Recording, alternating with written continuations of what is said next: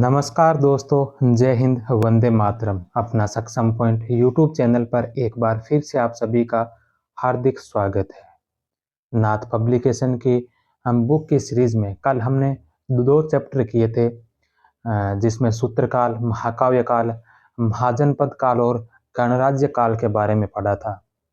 आज हम फिर से दो चैप्टर करने वाले हैं, क्योंकि दोनों ही छोटे छोटे चैप्टर हैं, जिसमें एक नवा चैप्टर है मगध साम्राज्य का उत्कर्ष, जिसमें हर्यक वंश से लेकर नंद वंश तक का है, और इसके बाद जो 10वां चैप्टर है वो है विदेशी आक्रमण का। तो ये दोनों ही छोटे छोटे चैप्टर हैं, तो इन दोनों चैप्टरों को भी आज की क्लास में ही करेंगे।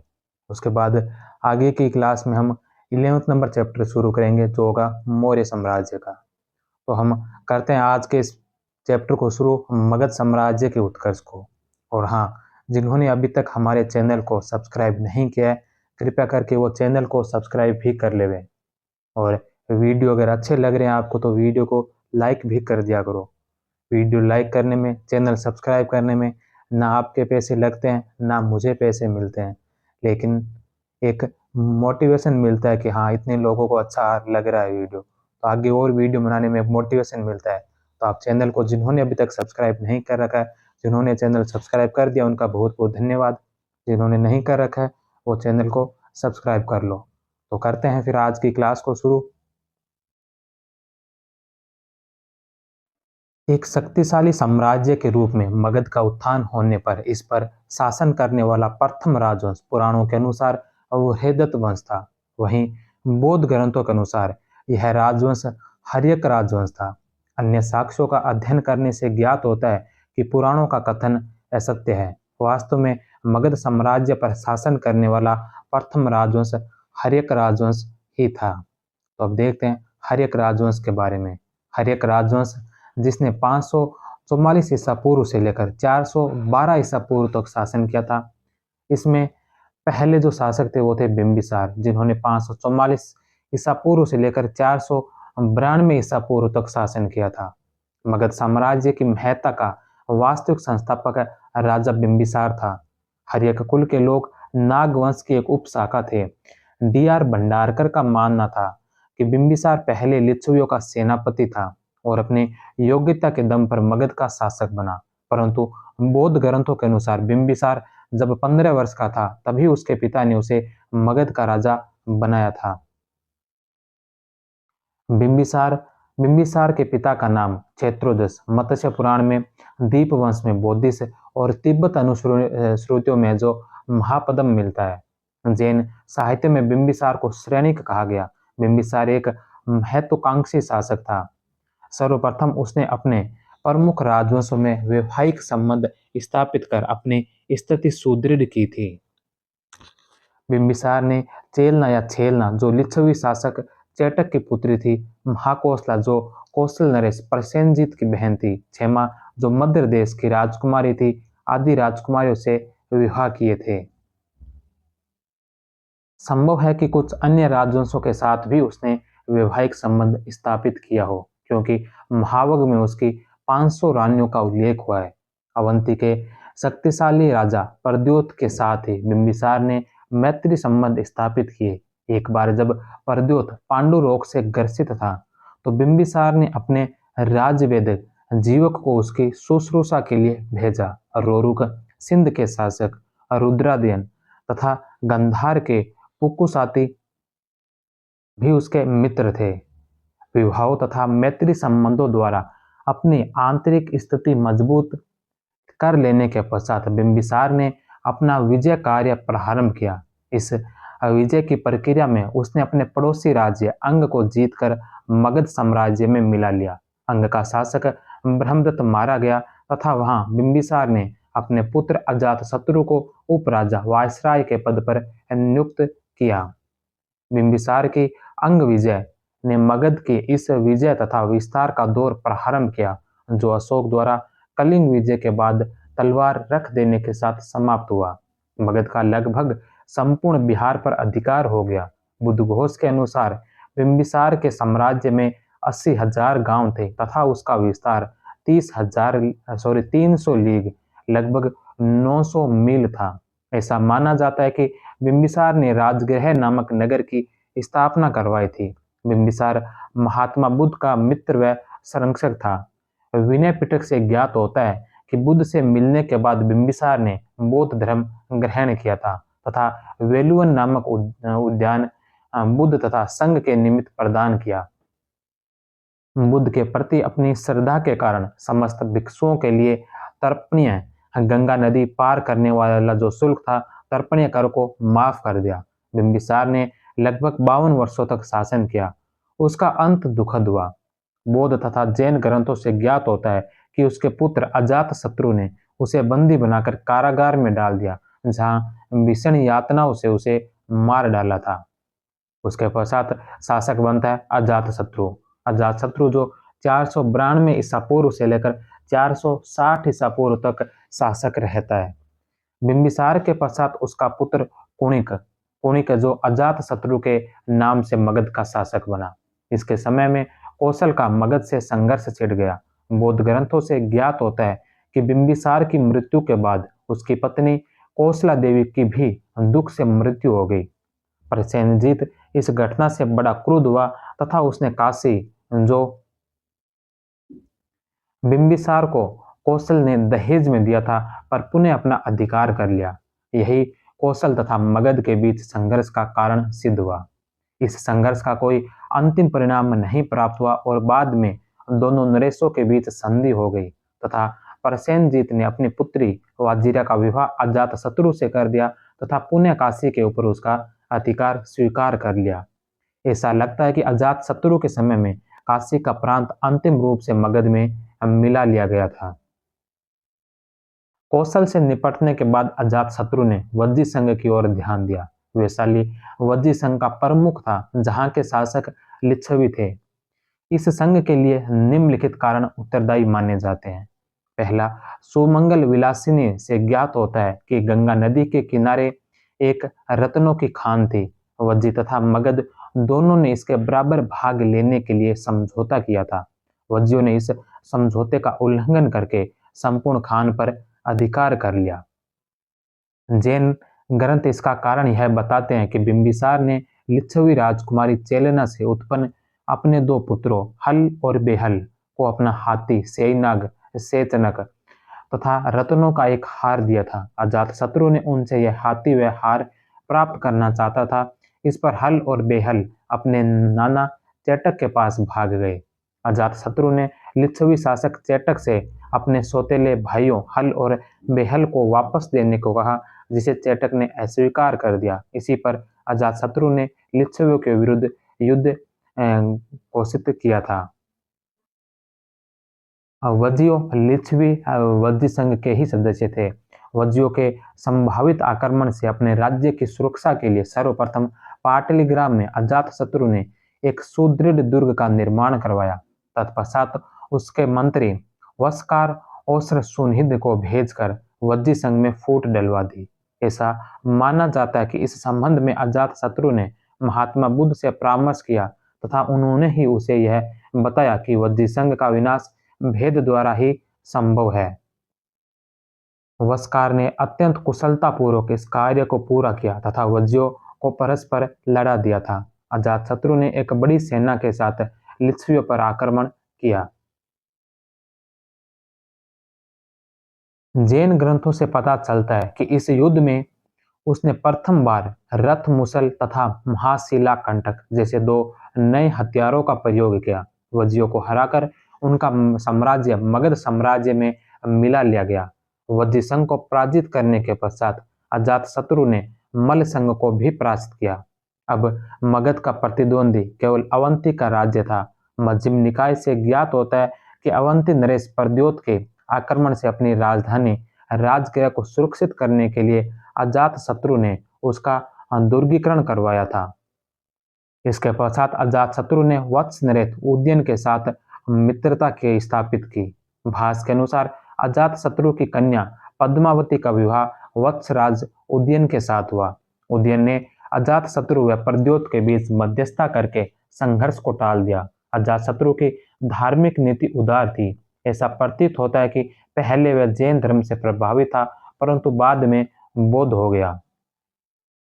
बरहुत स्तूप की एक वेदिका के ऊपर अजातशत्रु भगवान बुद्ध की वंदना करता है। उत्कीर्ण उत्कीर्ण मिलता है और उसके बौद्ध होने का पूरा तात्विक प्रमाण है।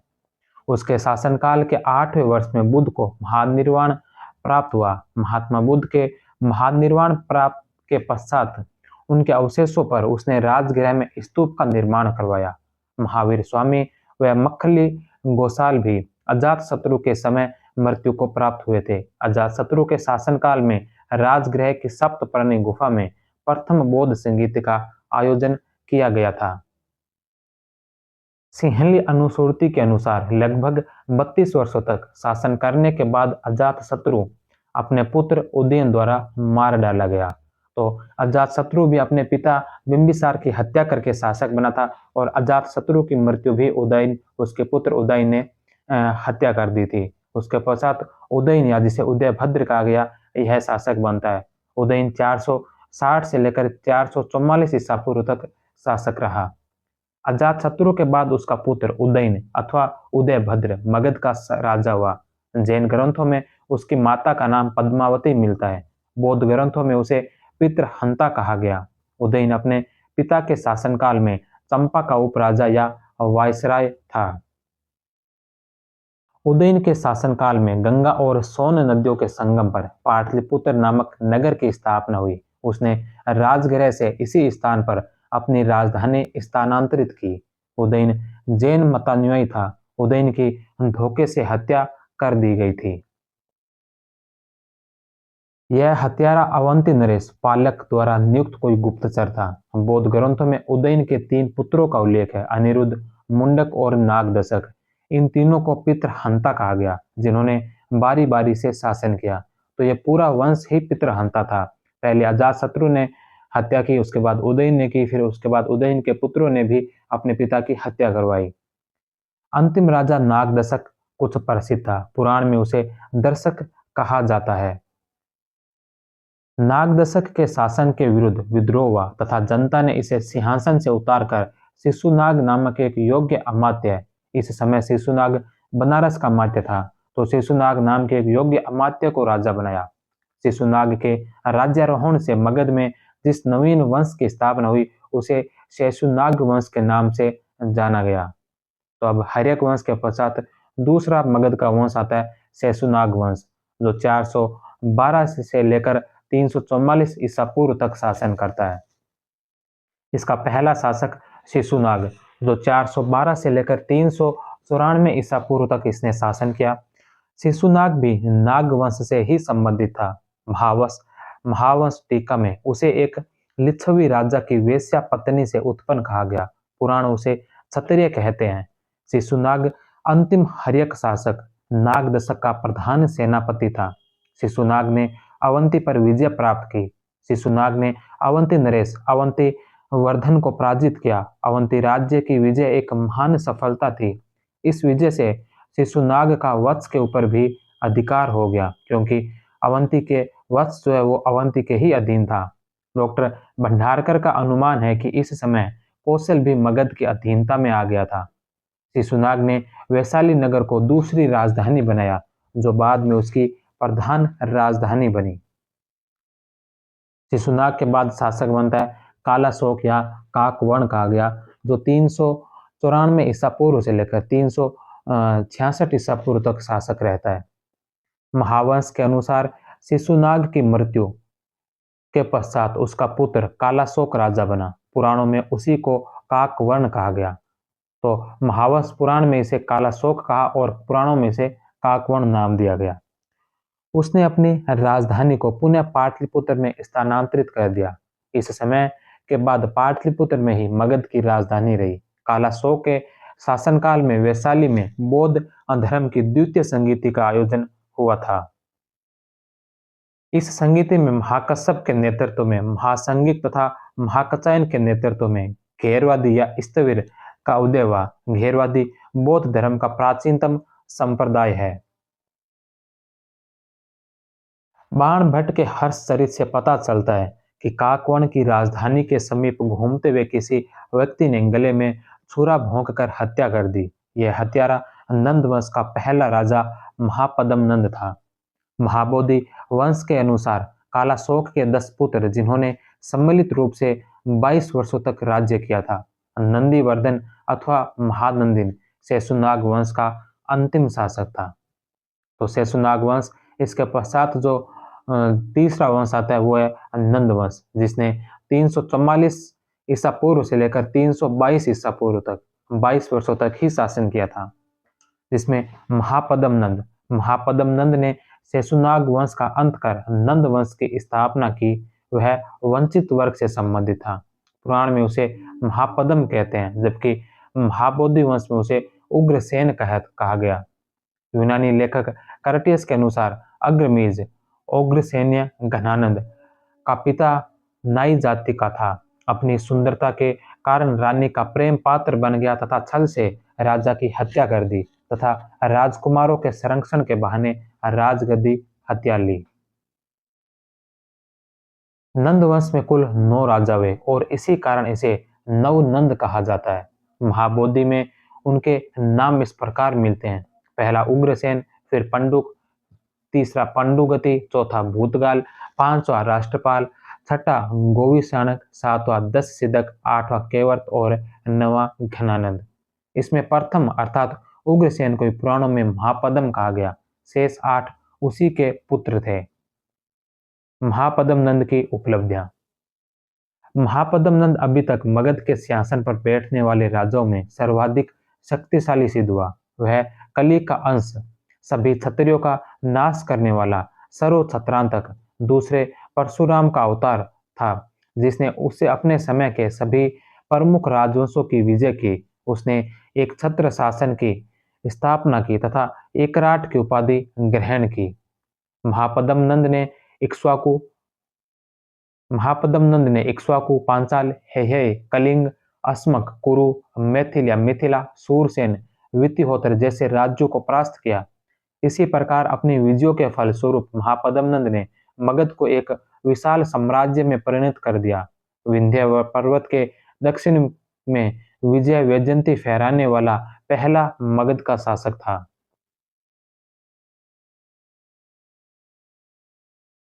खारवेल के हाथी गुफा अभिलेख से भी उसकी कलिंग विजय सूचित होती है। इसके अनुसार नंद राजा आदिजिन की एक प्रतिमा उठा लिया गया तथा उसने कलिंग में एक नहर का निर्माण करवाया। नंदवंश का अंतिम राजा धनानंद था, जो सिकंदर का समकालीन था। उसने यूनानी लेखकों ने अग्रमीज उग्रसेन का पुत्र कहा है।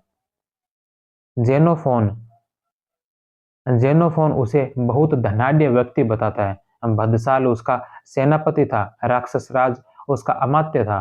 दीपवंश और महावंश पुराण के अनुसार धनानंद ने 80 करोड़ धनराशि गंगा के भीतर एक पर्वत गुफा में छिपा रखी थी। उसने अपने शासनकाल में जनमत की घोर उपेक्षा की तथा अपने समय के प्रतिष्ठित ब्राह्मण चाणक्य को अपमानित किया था। इसका फल यह हुआ कि जनता नंदों के शासन के विरुद्ध हो गई। इस असंतोष का लाभ उठाकर चाणक्य एवं चंद्रगुप्त मौर्य ने धनानंद की हत्या कर उसके वंश का अंत कर दिया।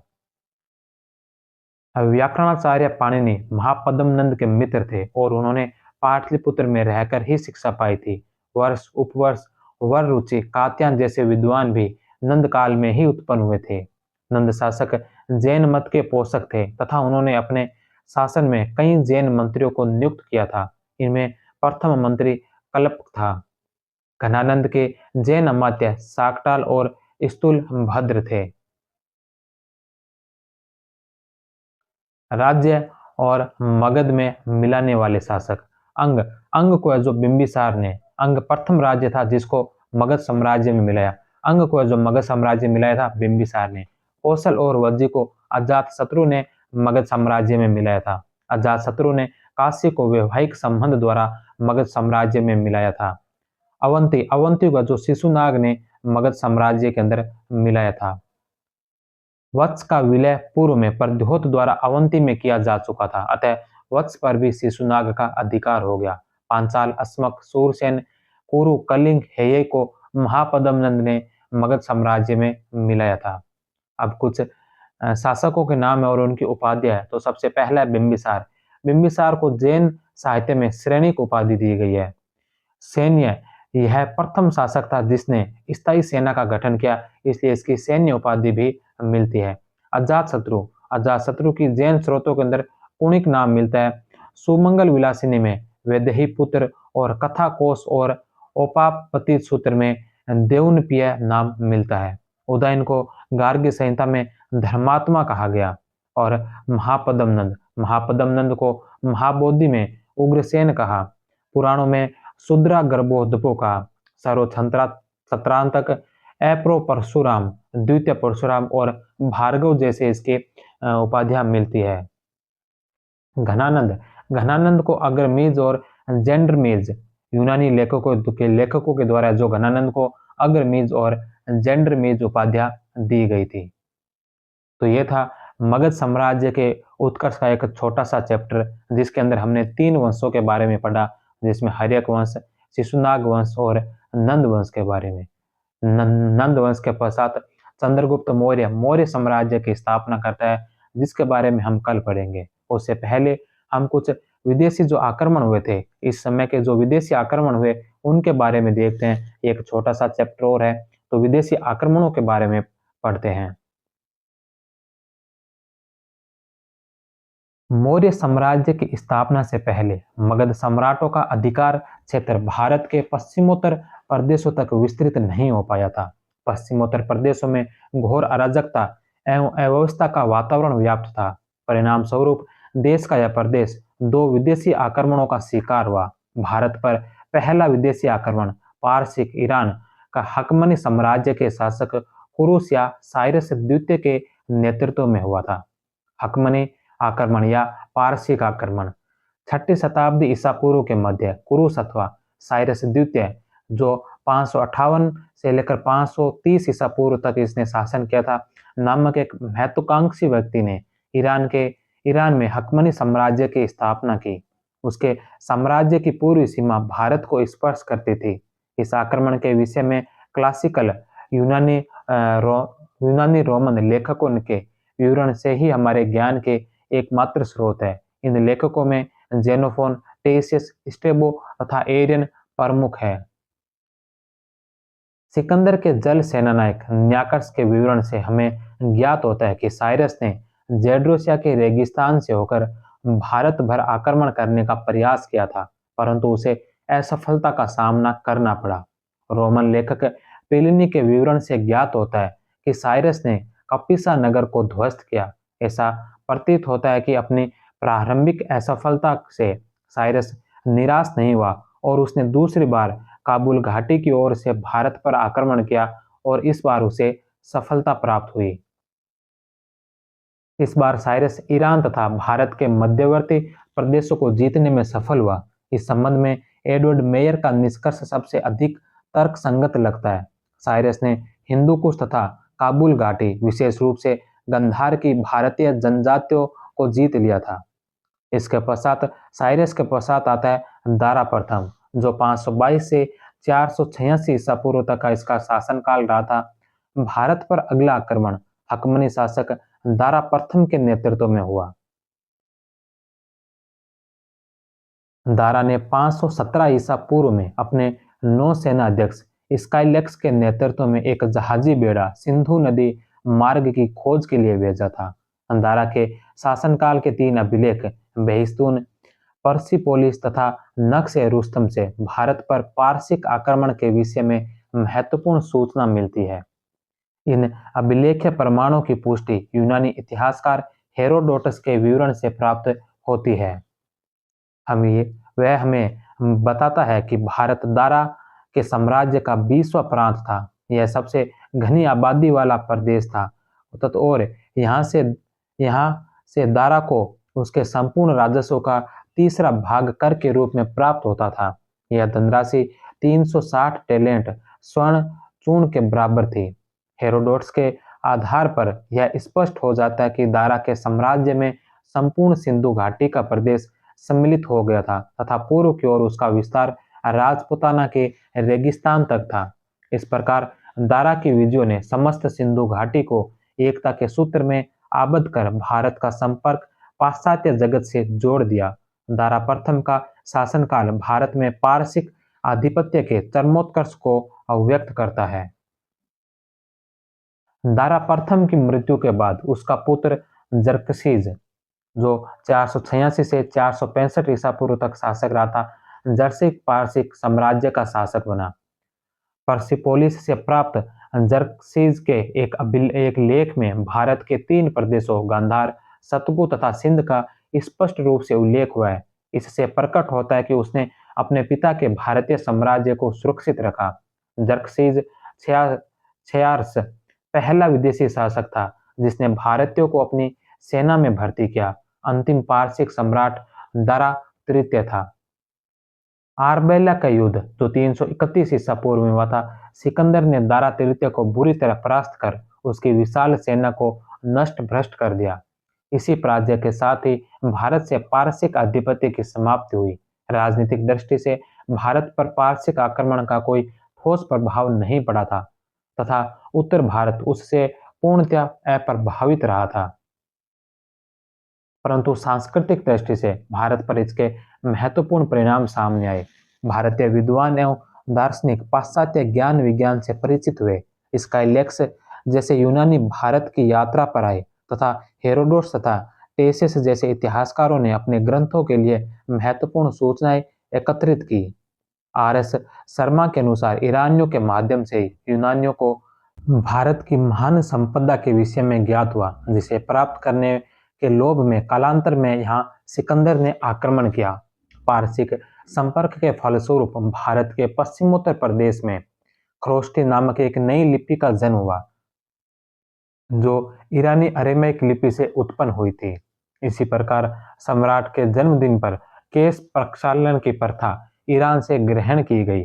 इसी प्रकार ईरान में दंड की एक विधि के रूप में सिर मुंडा देने की प्रथा थी, उसका भी भारत में प्रचलन प्रारंभ हुआ। छत्र प्रणाली, पवित्र अग्नि का प्रज्वलन, अभिलेख उत्कीर्ण करने की परंपरा भी ईरानी प्रभाव के रूप में स्वीकार की गई।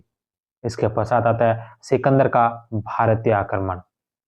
हकमनी आक्रमण के पश्चात पश्चिमोत्तर भारत एक दूसरे यूरोपीय आक्रमण का शिकार हुआ। यह महान यूरोपीय विजेता सिकंदर के नेतृत्व में होने वाला मैसिडोन आक्रमण था, जो पहले की अपेक्षा कहीं अधिक भयावह सिद्ध हुआ। सिकंदर मैसिडोन के छत्र फिलिप द्वितीय, जो 359 से लेकर 333 ईसा पूर्व तक का शासक था, का पुत्र था। सिकंदर अरस्तु का शिष्य था और विश्व विजय की अभिलाषा रखता था। सर्वप्रथम सिकंदर ने ईरानी शासक दारा तृतीय को परास्त किया था। अतः हकमनी साम्राज्य को ध्वस्त करने के पश्चात 326 ईसा पूर्व में के बसंत के अंत में एक विशाल सेना के साथ सिकंदर भारतीय विजय के लिए चल पड़ा। सिकंदर के भारत पर आक्रमण के समय डॉक्टर हेमचंद्र राय चौधरी ने 28 स्वतंत्र शक्तियों का उल्लेख किया है, जो इस समय पंजाब तथा सिंध प्रदेशों में विद्यमान थी। इनके नाम इस प्रकार है।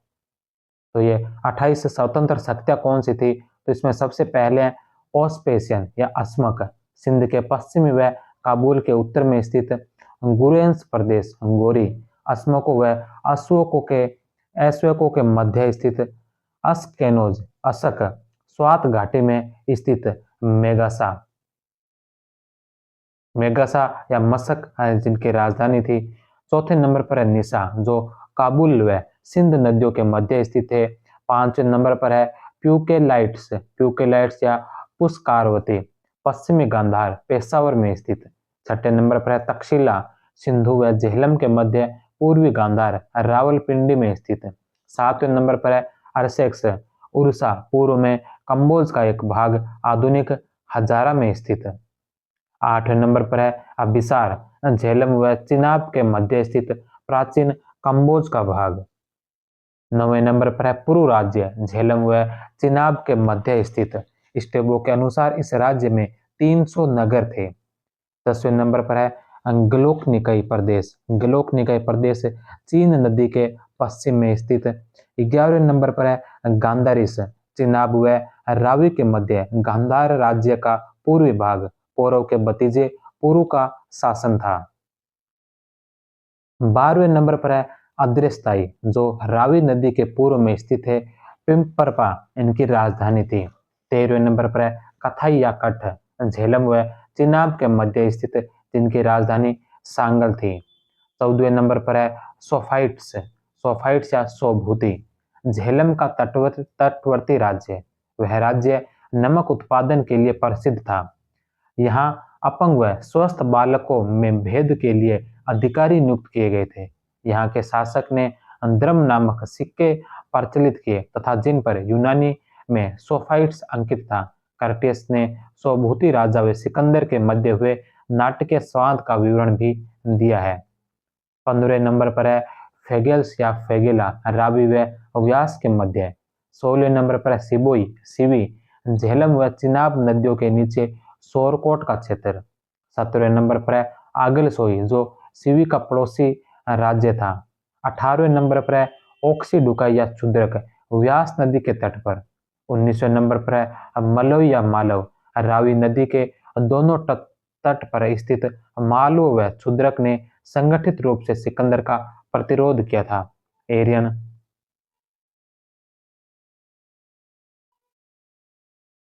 एरियन द्वारा लिखित एनाबेलिस ऑफ अलेक्जेंडर में मल के किले पर सिकंदर के आक्रमण का सुंदर वर्णन किया गया है।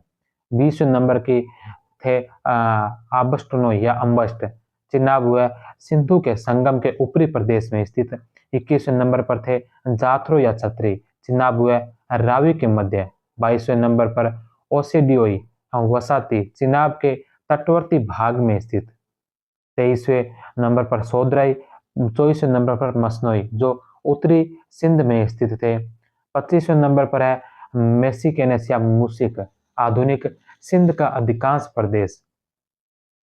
26वें नंबर पर है ओक्सिकनोज, सिंध के लरकाना क्षेत्र में स्थित। 27वें नंबर पर है संबोस जो मेसिकेनेस या मूसिक के पड़ोसी व शत्रु थे। और 28वें नंबर पर जो स्वतंत्र शक्ति थी वह थी पटलेन या पाटल, सिंधु नदी के डेल्टा में स्थित, जिनकी राजधानी पाटल थी। यूनानी लेखकों के अनुसार यहाँ सपाटा के समान द्विराज्य प्रथा थी। तो ये सिकंदर के आक्रमण के समय 28 स्वतंत्र शक्तियां थी। कर्टियस के अनुसार तक्षशिला के राजा आम्बी व केकई नरेश पोरस में शत्रुता थी। सिकंदर का सिंध को प्रस्थान, सिकंदर का सिंधु को प्रस्थान। भारत विजय की अभिलाषा के लिए सिकंदर निकेया पहुंचा। निकेया में सिकंदर ने तक्षशिला के राजा आम्भी के नेतृत्व में एक दूत मंडल मिला, जिसने उसे सहायता का पूर्ण आश्वासन दिया था। किसी भारतीय नरेश द्वारा अपने देश के प्रति विश्वासघात किए जाने का लिखित इतिहास में यह पहला दृष्टांत है। आम्भी के बाद शशिगुप्त नामक एक शासक ने सिकंदर को सहायता का वचन दिया था।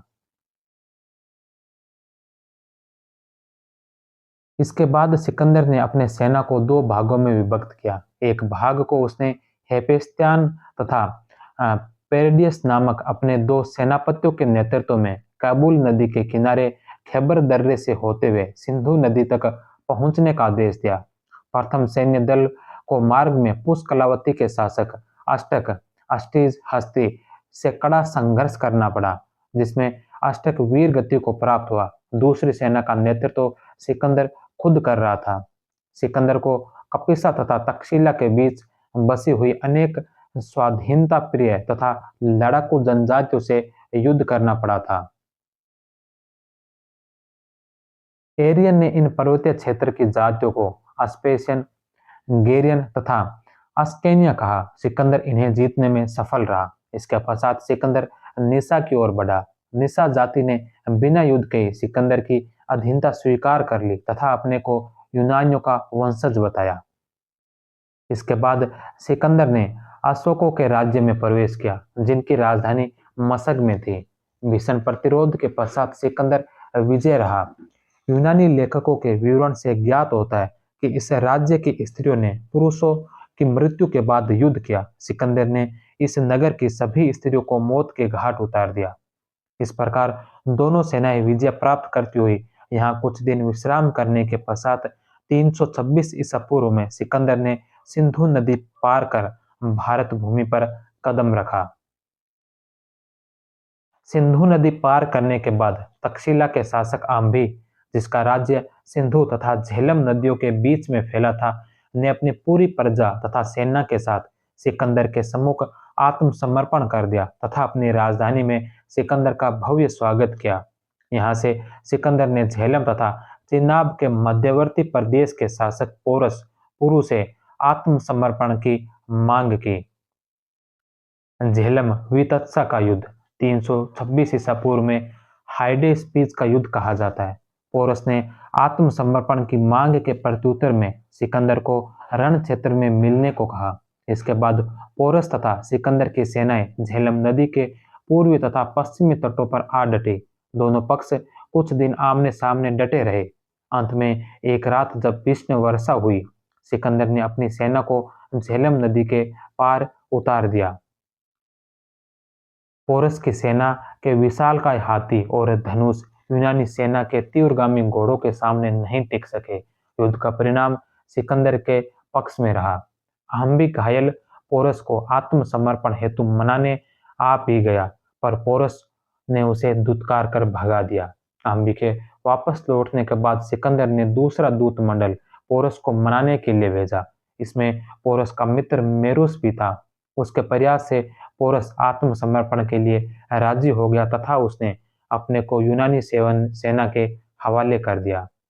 वह यूनानी सेना द्वारा बंदी बना लिया गया तथा घायलावस्था में सिकंदर के सामने लाया गया।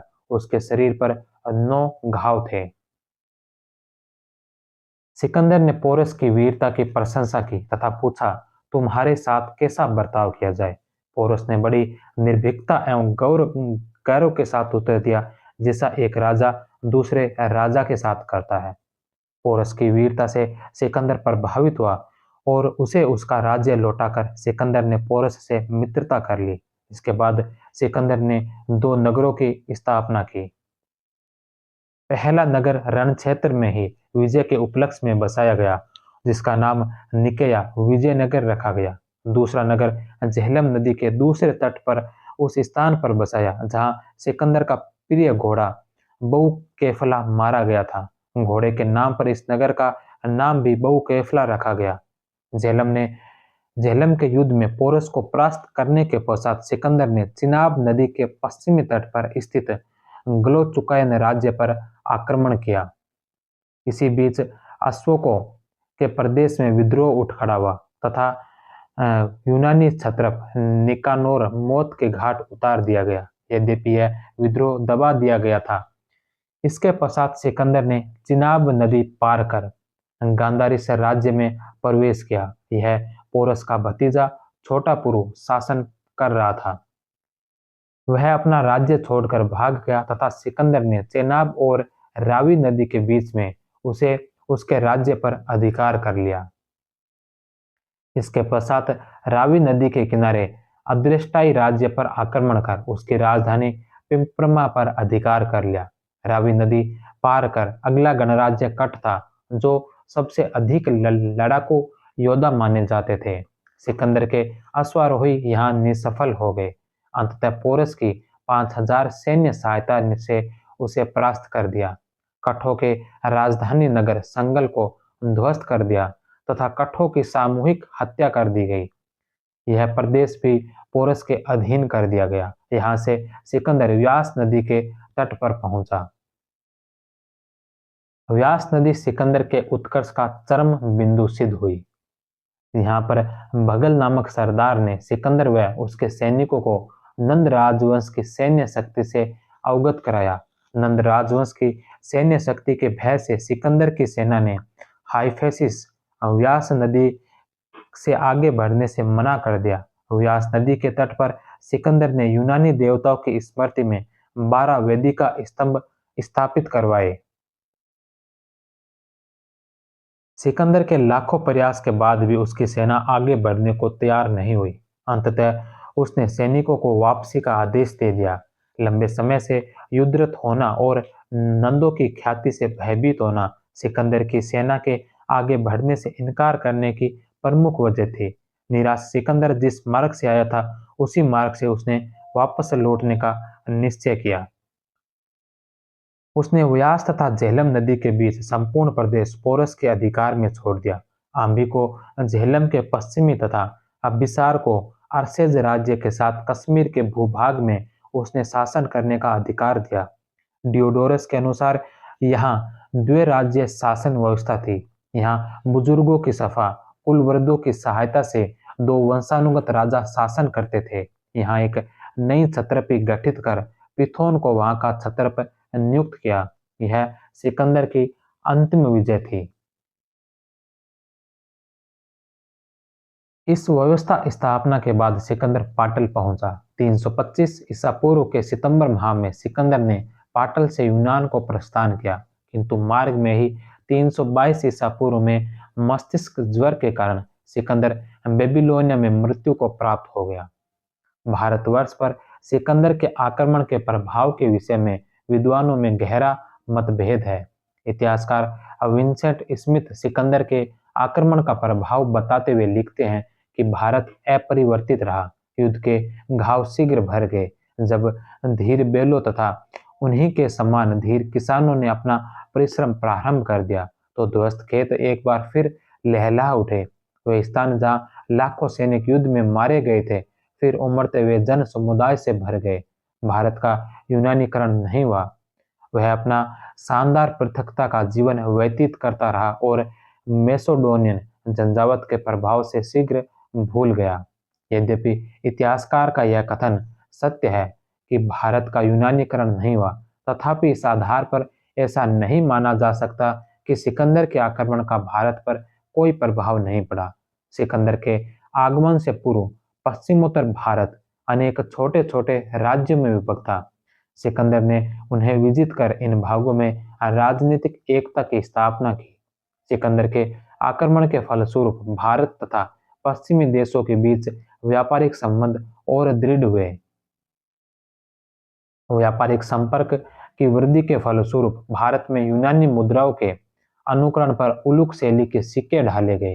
यूनानी शासन पद्धति से भारतीय शासन पद्धति प्रभावित हुई। इस समय साम्राज्यिक शाही व्यवस्था हिंदू राज्य तंत्र का स्थायी तत्व बन गई। कला एवं ज्योतिष के क्षेत्र में भारतीयों ने यूनानियों से बहुत कुछ सीखा था।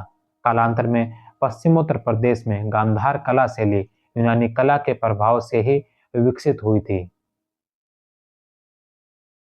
अनेक यूनानी भारतीय दार्शनिकों के संपर्क में आए तथा यहाँ के दर्शन से प्रभावित हुए। यूनानी दार्शनिक पाइथागोरस पर भारतीय दर्शन का प्रभाव स्पष्ट है। रोमिला थापर के अनुसार सिकंदर के आक्रमण का सर्वाधिक उल्लेखनीय परिणाम ना राजनीतिक था ना सैनिक। उसका महत्व इस बात में निहित है कि वह अपने साथ कुछ ऐसे यूनानियों को लाया था जिन्होंने भारत के विषय में अपने विचारों को लिपिबद्ध किया और वे इस काल पर प्रकाश डालने की दृष्टि से मूल्यवान है। तो ये था आज का चैप्टर विदेशी आक्रमण। तो आज हमने दो चैप्टर पढ़ लिए हैं। एक विदेशी आक्रमण जिसमें मुख्यतः सिकंदर के आक्रमण को पढ़ा था और उससे पहले दारा के आक्रमण भी पढ़े थे। और एक चैप्टर हमने पढ़ा था मगध साम्राज्य का उत्कर्ष, जिसके अंदर हर्यक वंश और शिशुनाग वंश और नंद वंश के बारे में पढ़ा।